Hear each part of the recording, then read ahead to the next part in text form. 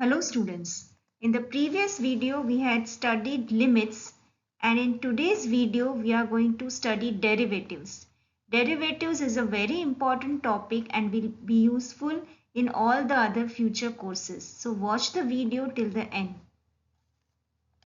We had studied limits, in which it described how a function behaves near a point.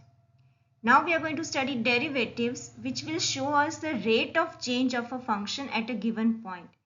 Derivatives are widely used in many areas of science and commerce as well. For example, a rocket scientist will need to know with what rate or velocity it should be put into orbit. Basically, derivative shows us how a parameter changes with respect to some other parameter. So a derivative can be said as the rate of change of a function at a specific point. What is the actual definition of a derivative?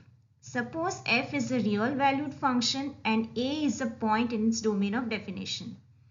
The derivative of f at a is defined as limit h tends to 0 f of a plus h minus f of a upon h, provided this limit exists. That means it shows us how a function changes at a specific point. For example, suppose I want to find the derivative at x is equal to 2 for the function fx is equal to 3x. By our given formula, it is denoted by derivative of fx is denoted by f dash of x. So f dash I want to find at the point 2. So f dash of 2 is equal to limit h tends to 0 f of 2 plus h minus f of 2 upon h. Remember, here h is a very small change.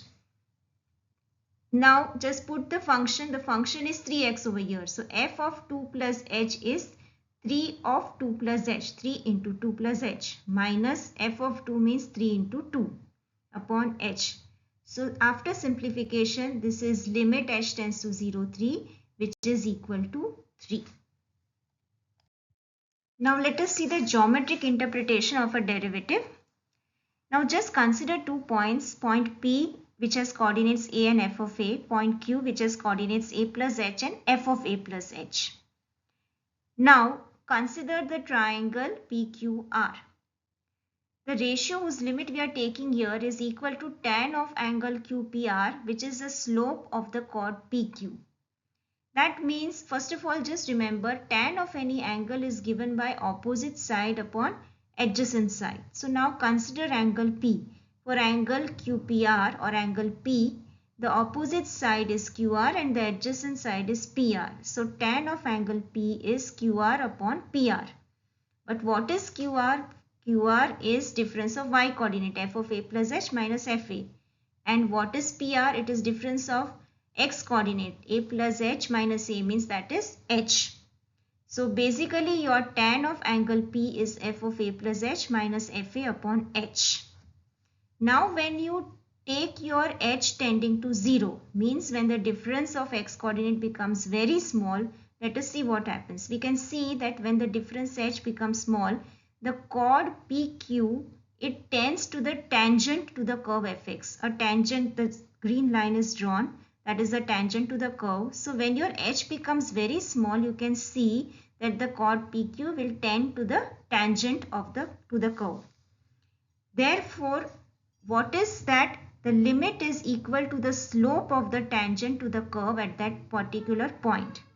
So just remember, basically derivative is when you are taking this limit. So derivative is nothing but the slope of the tangent to the curve at a particular point. So the first principle of differentiation, the process of finding the derivative is called differentiation. So the first principle of derivative or first principle of differentiation gives us the geometric interpretation of the derivative. It is used to obtain a general expression for the slope of a curve. This is also referred as the delta method. The derivative gives a measure of the instantaneous rate of change and is denoted by f dash of x. Instantaneous rate of change means the rate of change at particular point. So f dash of x is equal to limit h tends to 0 f of x plus h minus fx upon h. This is the first principle of derivative. Now the notations for a derivative. Suppose you are having the function y is equal to fx. And when you are taking its derivative with respect to x, it is denoted by f dash of x or dy by dx or d of dx of fx or capital D of fx. So these are the notations for a derivative. Now suppose if you are taking the derivative of f at a particular point x equal to a, then you write it in the form given over here, d by d of fx at x equal to a. This is how it is denoted. Also note that the derivative of a constant function will always be 0. There is no change, so derivative of a constant function will be 0. Now some theorems on the algebra of derivatives. When you are taking the derivative of the sum of two functions, it is equal to the sum of the derivatives of the function and same way the difference. Two very important rules for finding the derivatives. The first one is the product rule. The product rule is sometimes called the Leibniz rule also. The derivative of the product of two functions is given by this product rule. That means d by dx of fx into gx is derivative of the first function into the second function plus derivative of second function into the first function. That means d by dx of fx into gx is d by dx of fx multiplied by gx plus d by dx of gx multiplied by fx. Same with the quotient rule for two functions, d by dx of fx upon gx is equal to derivative of the function which is in the numerator into the denominator function minus derivative of the function which is in the denominator into the numerator function upon the square of the denominator. That means d by dx of fx upon gx is d by dx of fx into gx minus d by dx of gx into fx upon gx square. The next theorem for finding the derivative, this can be considered as the most important theorem for finding the derivative. Derivative of a function fx is equal to x raised to n is n into x raised to n minus 1 for any positive integer n. Since this theorem is very important, we are going to prove this theorem. Now see, this theorem can be proved in any of the two ways given below. First way is you can use the first definition of derivative which we have just now seen and the binomial theorem. And the second proof is by mathematical induction and the product rule for derivatives which we have just now seen. We are going to apply the second method. So we are going to prove this theorem by mathematical induction. Since it is for any n, what is the principle of mathematical induction? First, you show that the given rule is true for n is equal to 1. Assume that the rule is true for n is equal to say n minus 1 and using that prove that it is true for some n. Right? This is the whole process of mathematical induction. Now let us prove this theorem. So first of all, we know that when n is equal to 1, our function fx is x raised to 1 or simply x. By the first definition of derivative, f dash of x is limit h tends to 0 f of x plus h minus fx upon h. But in our case, fx is equal to x. That means f of x plus h is same as x plus h and f of x is x. So just put that in our definition. It is x plus h minus x upon h upon h which is equal to 1. So what we have shown is that the derivative of fx is equal to x is 1. It matches with our formula which is given in the statement. Over here n is 1. So 1 into x raised to 1 minus 1 means 1 into x raised to 0 is 1. So we have shown that the given theorem is true for n is equal to 1. Now we assume that the given theorem is true for n minus 1 and using that assumption we will prove that it is true for n. So we have assumed that our result is true for n minus 1. That means what will be the result? For fx is equal to x raised to n minus 1, f dash of x is derivative is n minus 1 x raised to n minus 1 minus 1. That means n minus 1 into x raised to n minus 2. So we have assumed that this result is true for n minus 1. That means f dash x is equal to n minus 1 into x raised to n minus 2. Let this be equation 2. Now using this we will prove that the result is true for fx is equal to x raised to n. Now let fx is equal to x raised to n. We want to find its derivative. F dash x या d by dx of x raised to n is equal to x raised to n can be written as x into x raised to n minus 1. Correct? So now we have two functions over here. We will use the product rule for functions. D by dx of fx into gx is the derivative of first function into second function plus the derivative of second function into the first function. So d by dx of x, what is that? 1. Just now we have seen by the first equation that d by dx of function x is 1 into x raised to n minus 1 plus the derivative of the second function. So plus the derivative of x raised to n minus 1. From equation 2, we have from our assumption of equation 2, we know that derivative of x raised to n minus 1 is n minus 1 into x raised to n minus 2 into the function fx, which is over here x.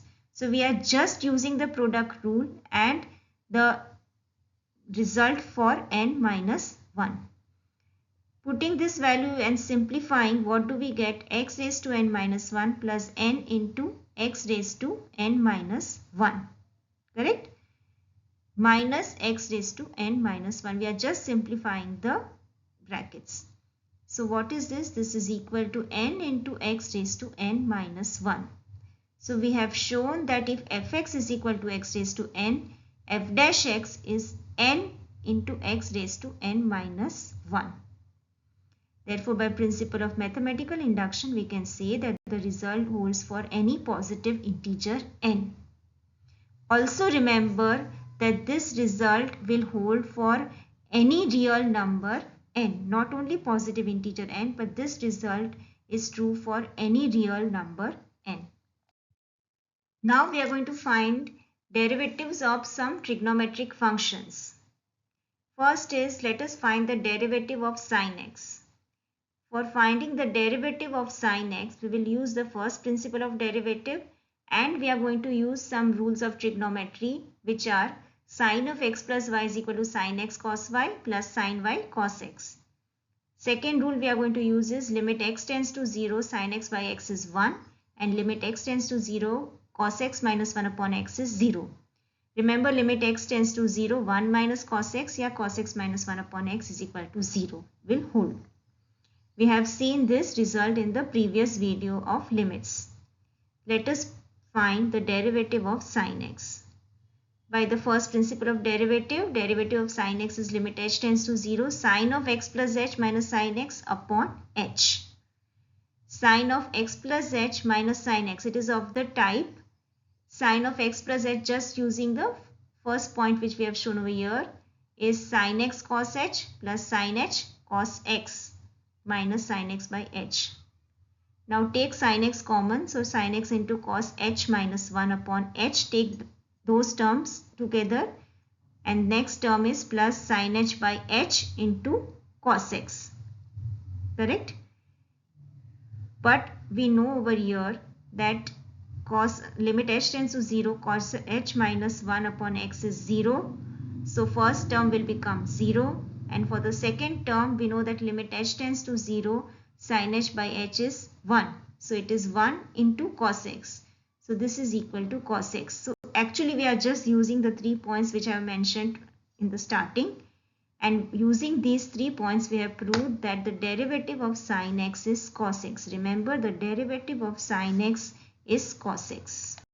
Next, we find the derivative of cos x using the first principle of derivative. Again over here, we are going to use the first principle of derivative and we are going to use the result of trigonometry. Cos a plus b is cos a, cos b minus sin a, sin b. Also the other two results of limits. Now by the first principle of derivative, derivative of cos x is limit h tends to 0, cos of x plus h minus cos x upon h.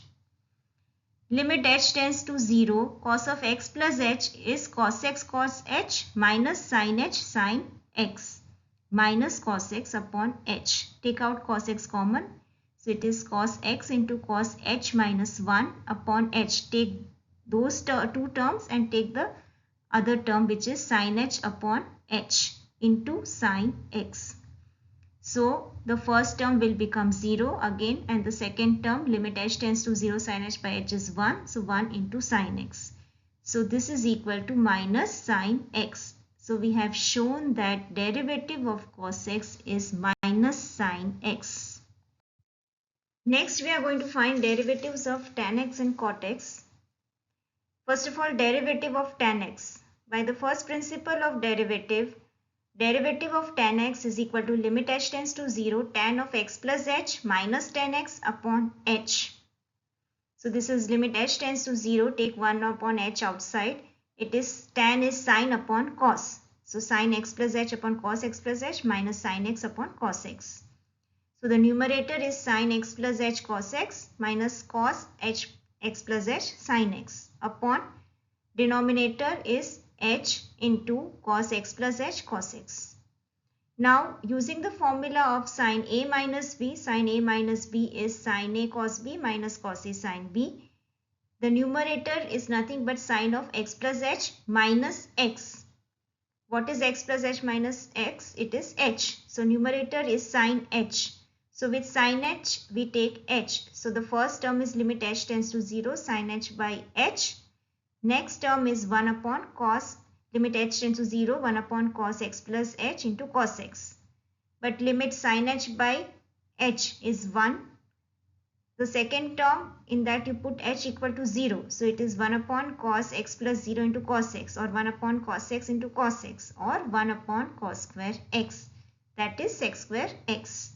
So we have shown that derivative of tan x is sec square x. In the similar fashion, you can prove that derivative of cot x is minus cosec square x. Next, let us find the derivative of sec x and cosec x. First thing is, to find the derivative of sec x, we are going to use the quotient rule. So derivative of sec x is equal to, you can say, derivative of 1 upon cos x. So now this is 1 upon cos x is of the form fx upon gx, where your function fx is 1 and your function gx is cos x. So using the quotient rule, what is the first term? Derivative of fx into gx. Derivative of fx means derivative of 1, but you know for a constant function the derivative is 0. So the first term will become 0. Minus derivative of the denominator into the numerator. That means derivative of cos x into 1. What is derivative of cos x? We have just now seen it is minus sin x.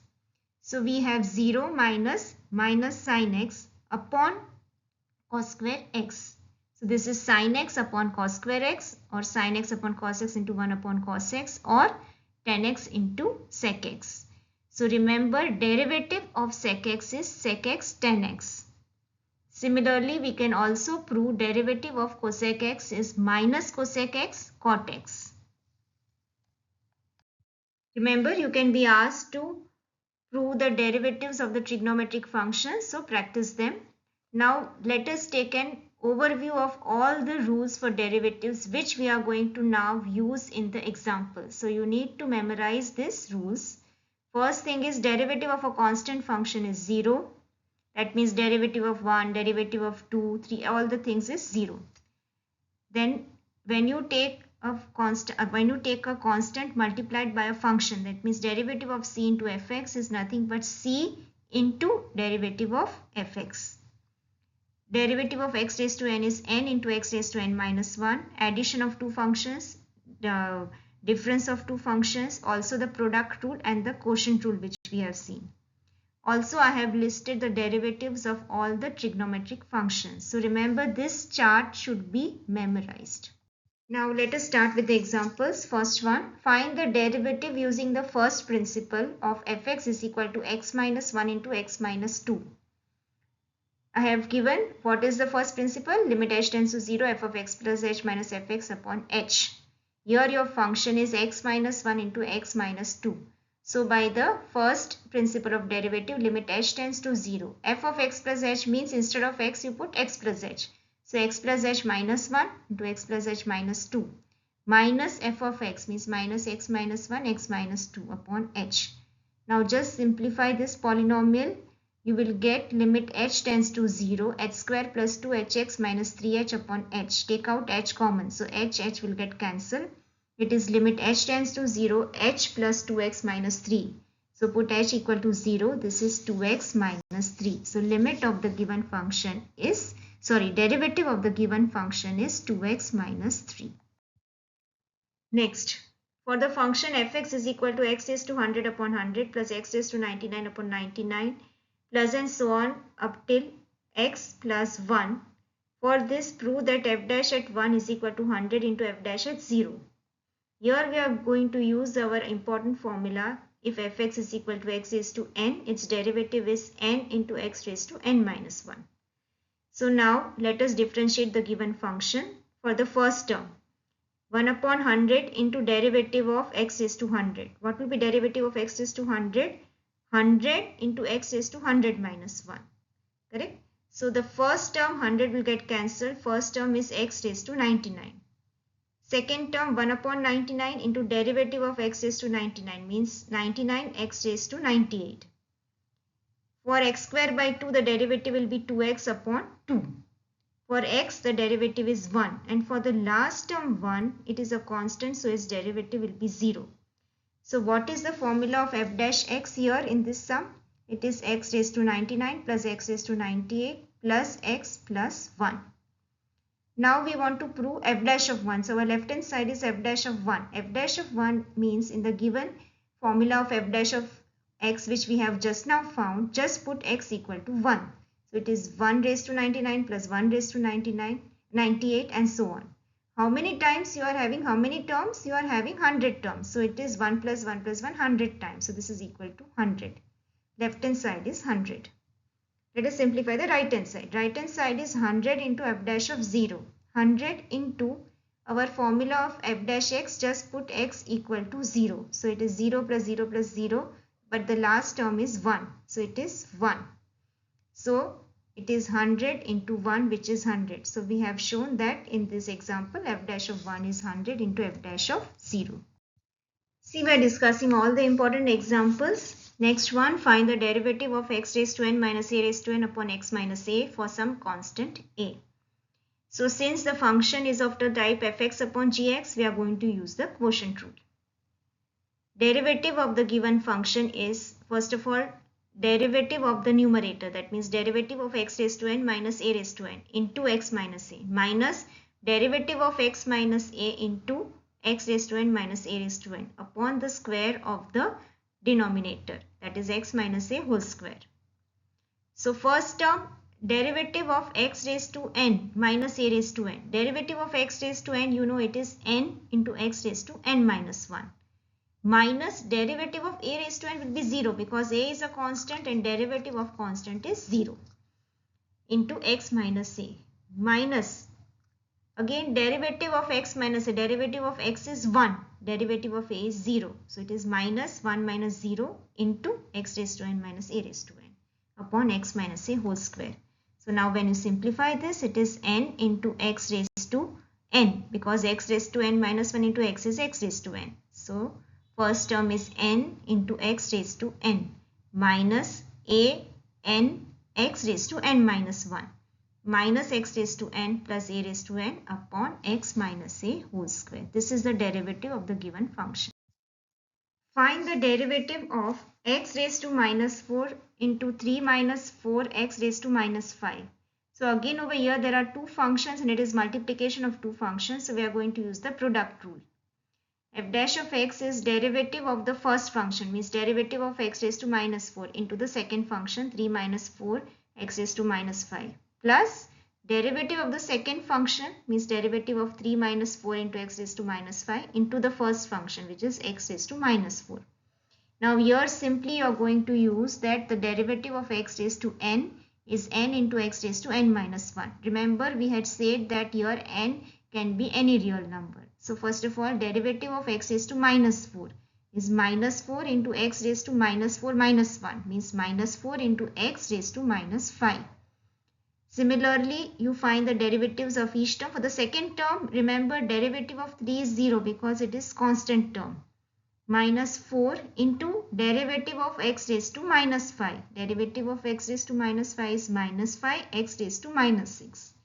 Now just simplify all the terms and add the powers of x. So you will be getting over here minus 12 x raised to minus 5 plus 36 x raised to minus 10.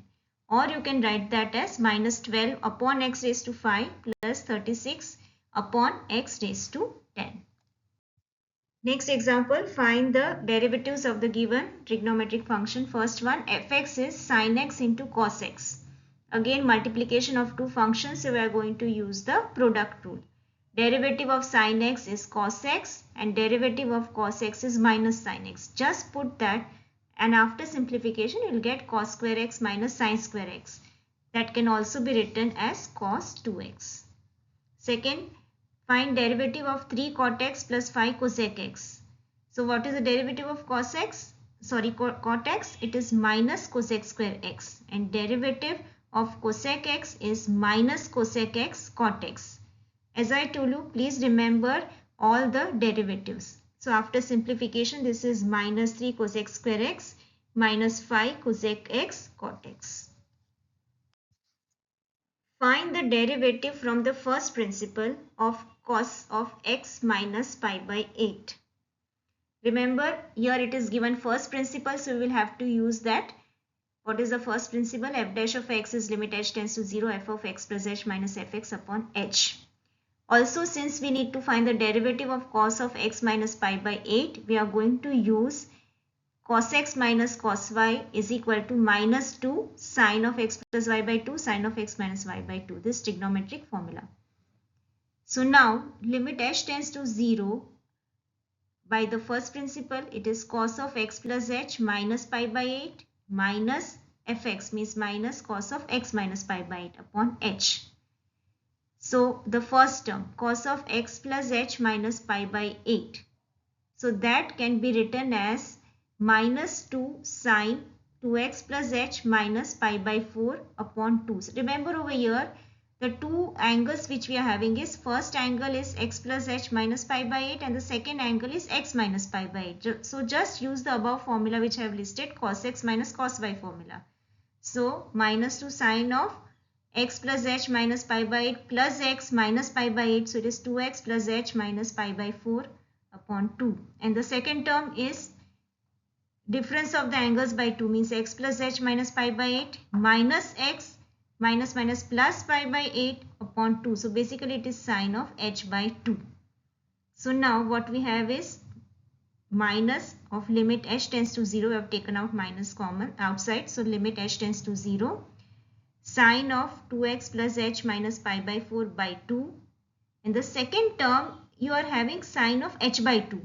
So we want to use the result that limit x tends to 0 sin x by x, that is 1. So over here, since you are having sine h by 2 in the numerator, in the denominator also try to bring h by 2. You already have h.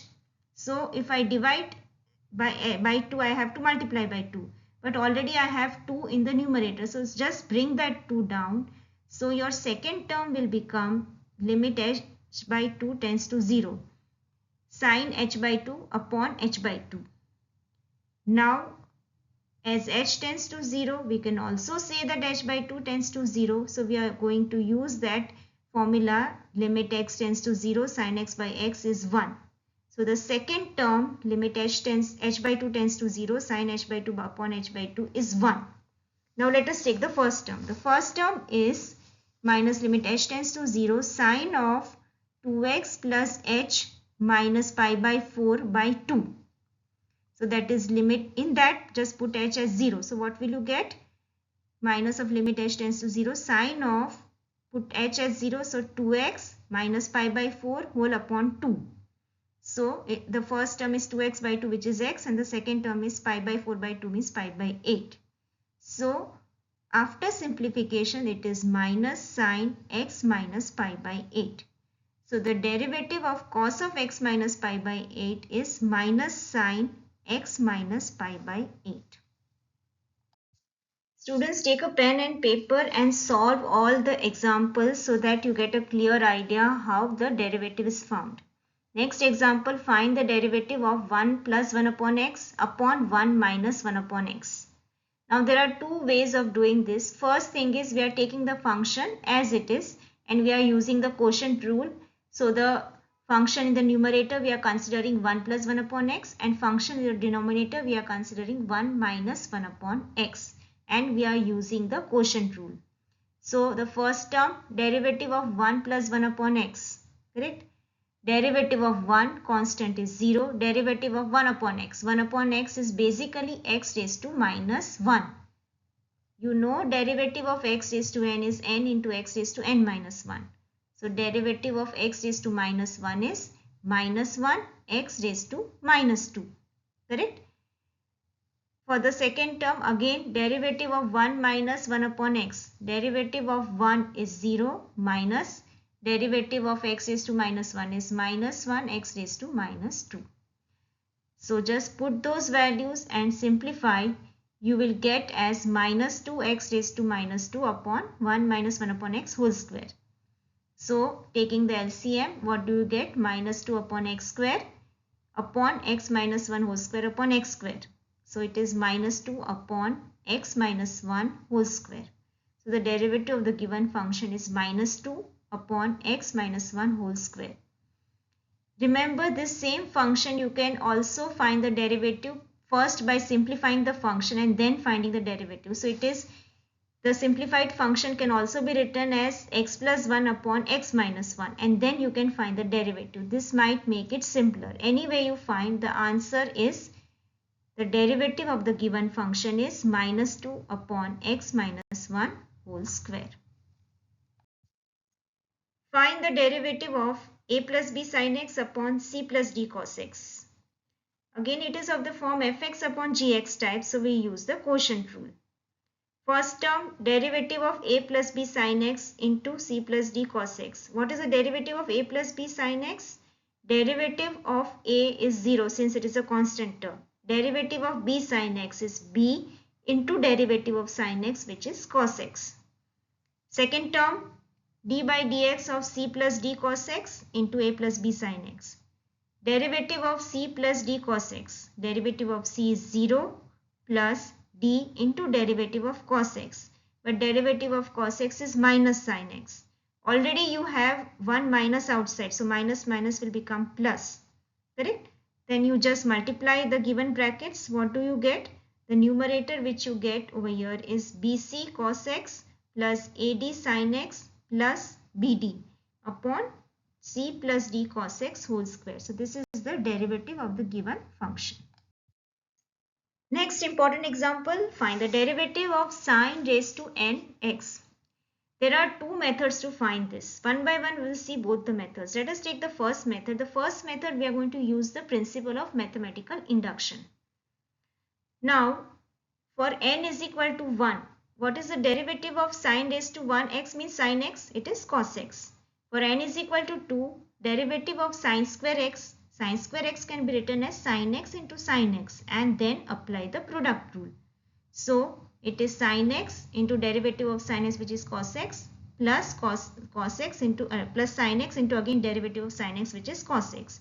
So simplification, it is 2 sin x cos x. So sin square x derivative is 2 sin x cos x.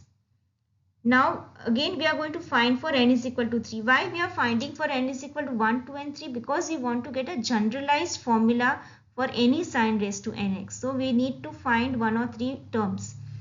For n is equal to 3, derivative of sine cube x is derivative of sine square x into sine x, correct? So again apply the product rule. The first function is sine square x, the second function is sine x.